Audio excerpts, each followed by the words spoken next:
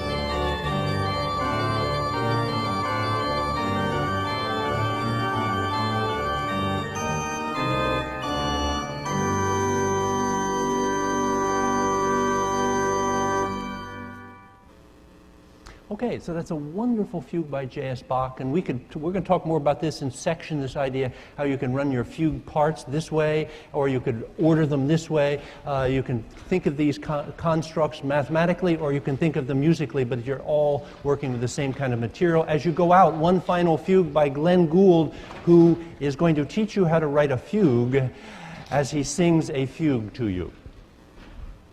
So you want to write a fugue, you've got the urge to write a fugue, you've got the nerve to write a fugue, so go ahead. So you want to write a fugue, you've got the urge to write a fugue,